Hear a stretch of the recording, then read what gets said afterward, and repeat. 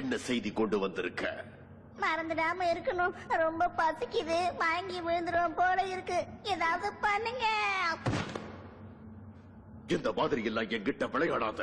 அப்புறம் உன்னை நான் மேல சுத்தர விசிறியா ஆக்கிடுவேன். என்ன அவமானப்படுத்திட்டீங்க. அப்ப என் காதல விழுந்த அந்த விஷயத்தை என்னால உங்ககிட்ட சொல்ல முடியாது.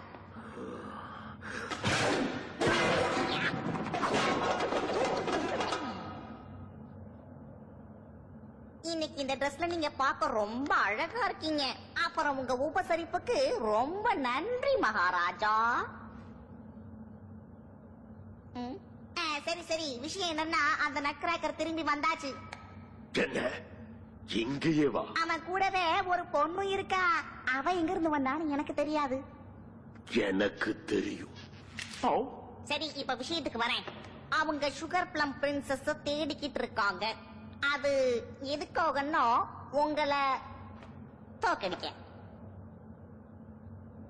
நட்கிராக்கர் தான் அப்படி நினைக்கிறான். சுகர் பிளம் பிரின்சஸா? அப்படி ஒரு பேரை நான் கேள்விப்பட்டதே இல்லையே. அந்த ராயல் ரெஜிஸ்டரை கொண்டு வாங்க. அப்புறம் அப்படியே அந்த நட்கிராக்கரையும் இழுத்துட்டு வாங்க.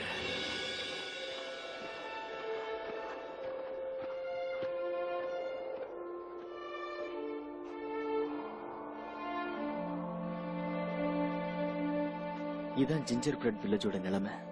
இதுக்கு காரணமே மவுஸ் கிங் தான். இவ்வளவு மோசமா இருக்கும் நான் எதிர்பார்க்கவே இல்லை.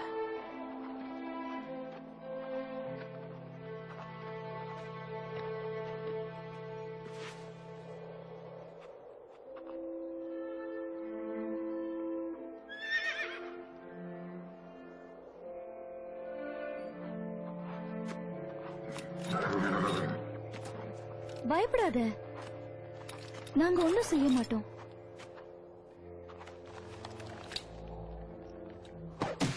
தாக்க ஆரம்பிச்சாங்க. மறைஞ்சுக்க.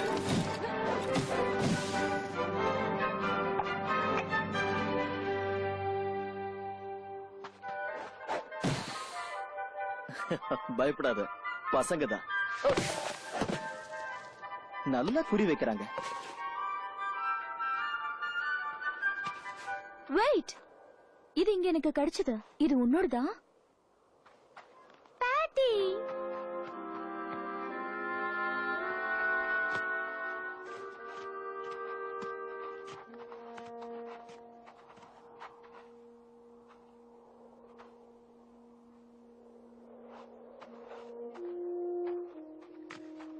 இங்க என்ன நடந்தது?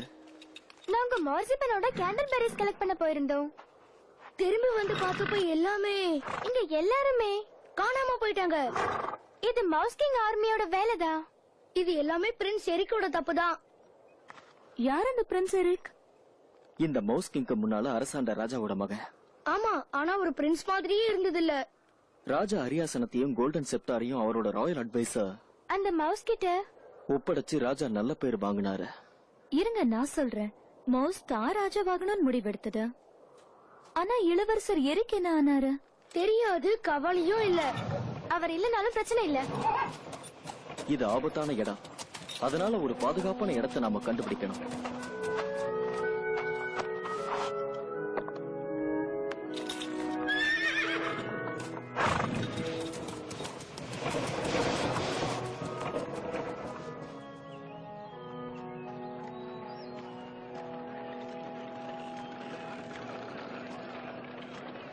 மவுஸ் கிங்கோட ஆர்மி எங்க கிராமத்துல மிச்சம் இருந்ததையும் எடுத்துட்டு போறாங்க.